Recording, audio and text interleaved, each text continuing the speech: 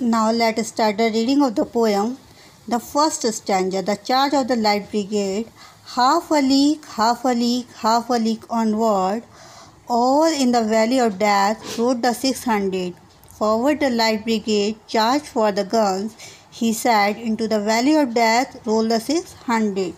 ये जो पोएम है बच्चों, इसमें 3 बार एक वर्ड आया है, half a league, half a league, half a league. ये पोएम हाफ अ लीग से स्टार्ट होती है। हाफ अ लीग जो है हमारे पोइटिक इफ़ेक्ट डालता है इस पोएम में और बताते हैं कि किस तरीके से जो आर्मी है, जो लाइट ब्रिगेड है, वे दुश्मनों से लड़ने जा रही है। लीग का मतलब होता है बच्चों 1.5 माइल्स। जैसे पहले हम दूरी को माइल्स में नापते थे कि या किलोमीटर में नापते थे कि हम इतने मील चल के आए, इतने किलोमीटर चल के आए हैं, उस समय पे इसे लीग में नापा जाता था। तो जो हमारे सोल्जर्स हैं वो हाफ माइल से चल के आ रहे हैं, सभी मौत की घाटी में जा रहे हैं। जो इतनी भी लाइट ब्रिगेड है, लाइट ब्रिगेड का मतलब है यहाँ आर्मी से, जो हमारी आर्मी है, all in the valley of death. Valley of death का मतलब होता है मौत की घाटी, यानी मौत के मुंह में जाना। वो मौत से लड़ने जा रहे हैं। रोड द 600, ये जो हमारे रोड द 600 है, यानी 600 सोल्जर्स हैं। फॉरवर्ड द लाइट ब्रिगेड, इनका जो कमांडर है वो उन्हें ऑर्डर देता है कि आगे बढ़ते चलो। चार्ज फॉर द गन्स, अपनी बंदूकें मतलब अपनी तलवारें संभालो और अपने दुश्मन पर अटैक करो, ऐसा उनका कमांडर कहता है। Into the valley of death rock the 600, बिना अपनी जान की परवाह किए हुए ये 600 के 600 सोल्जर्स मौत की घाटी में, वैली ऑफ डेथ में, यानी मौत के जबड़े में जा रहे हैं, मौत के मुंह में जा रहे हैं। In the second stanza, forward the light brigade, was there a man dismayed? Not the soldiers knew someone has plundered. Theirs not to make reply, their not to reason why, their but to do and die. Into the valley of death rode the 600. जब उनका commander कहता है forward the light brigade, अपनी army से कहते हैं, अपनी light brigade से कहते हैं कि आगे बढ़ते चलो, तुम्हें दुश्मनों को हराना है। वॉज देयर अ मैन डिस्मेड, फिर वो अपने आप से खुद से क्वेश्चन करता है, क्या इसमें से कोई भी एक भी मेरा सोल्जर्स ऐसा है जो जाने से डर रहा है या जो डरा हुआ है? जबकि सभी सोल्जर्स बहुत अच्छे से जानते थे कि आगे जहाँ वो जा रहे हैं वहाँ मौत की घाटी है, वहाँ उनको मौत आ सकती है, शायद ही वो बचकर आ पाएँ। कमांडर खुद ही क्वेश्चन करता है और खुद ही इसका रिप्लाई करता है। उसे नहीं पता कि कोई डरा हुआ था, क्योंकि सभी सोल्जर्स बहुत वीरता के साथ आगे बढ़ते जा रहे थे, क्योंकि ये सोल्जर्स बहुत ही लॉयल थे, बहुत ही ईमानदार थे। कोई भी सोल्जर्स अपने कमांडर से ये क्वेश्चन नहीं करता है कि वो मौत की घाटी में आगे बढ़ने का आदेश उन्हें क्यों दे रहा है। सभी बड़ी वीरता के साथ आगे बढ़ते जा रहे हैं, कमांडर के आदेश को मानते जा रहे हैं, क्योंकि उन सबके मन में बस एक ही बात है कि हमें अपने देश के लिए मर जाना है, अपने दुश्मनों पर अटैक करके सफलता को हासिल करना है। Into the valley of death road the 600 soldiers आगे बढ़ते जा रहे हैं, मौत की घाटी में आगे जाते जा रहे हैं। In the third stanza, cannon to the right of them, cannon to left of them, cannon in front of them, valleys and thundered, storm with shot and shell, boldly they rode and well, into the jaws of death, into the mouth of hell, rode the 600. उनके दाई तरफ भी तोपे हैं, उनके by तरफ भी तोपे हैं और उनके सामने भी तोपे हैं। जहाँ वो अटैक करने जा रहे हैं उनके पास से तलवारें, लेकिन उनकी जो दुश्मन आर्मी है उन्होंने चारों तरफ से उन्हें अपनी तोपों से घेर रखा है। दाई तरफ, बाई तरफ और सामने, सब तरफ सिर्फ गोला बारूद और तोपे ही हैं। Volley and thunderstorm with shot and shell, boldly they rode and well, into the jaws of death, into the mouths of hell rode the 600. उनकी जो तोपें और गोला बारूद है वो हवा में तैर रही हैं, क्योंकि चारों तरफ दुश्मन ने अपनी तोपें लगा रखी हैं। इतना होने के बावजूद भी जो हमारे 600 सोल्जर्स है बहुत खुशी खुशी मौत के मुंह में जा रहे हैं, वो भी बिना किसी डर के, बिना डरे हुए वो मौत के मुंह में जा रहे हैं। उन्हें किसी बात का डर नहीं है कि हमारा क्या होगा, क्योंकि उनके पास से तलवारें हैं और सामने आर्मी के पास तोपें ही तोपें और गोला बारूद है। उन्हें ये अच्छे से पता है कि वो into the mouth of hell, कि वो नरक में जा रहे हैं, वो मौत के मुंह में जा रहे हैं, लेकिन वो डरे हुए नहीं है। 600 के 600 आगे बढ़ते जा रहे हैं।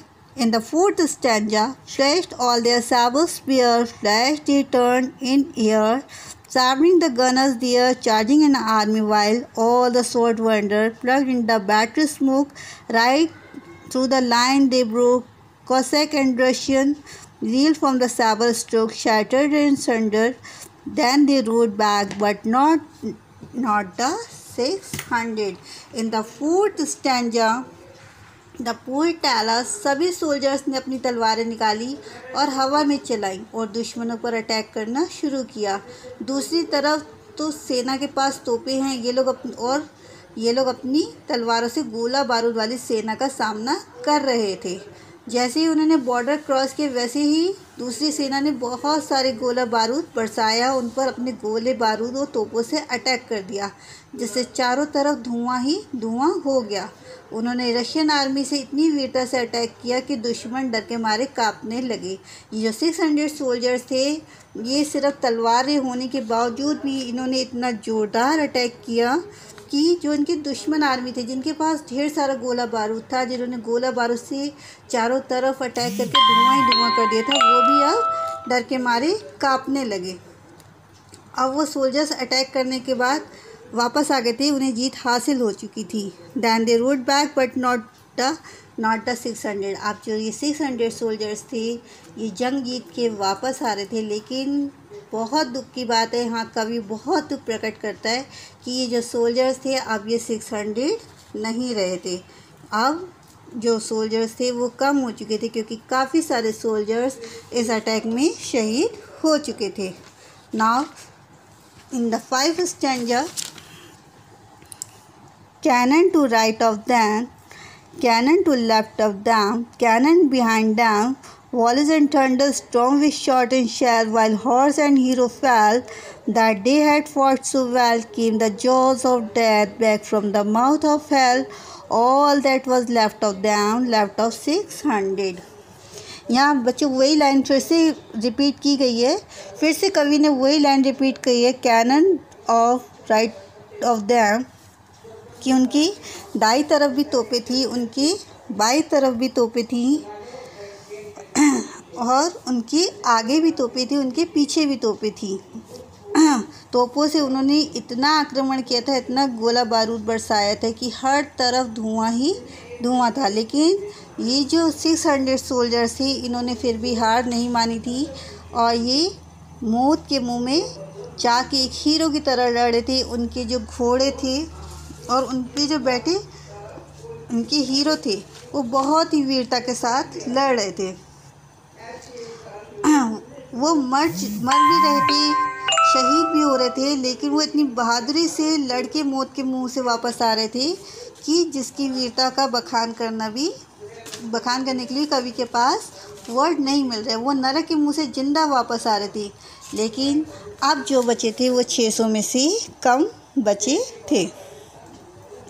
In the last stanza, 6th stanza, when can their glory fade? Oh, the wild charge they made, all the world wondered, honor the charge they made, honor the light brigade, Nove 600।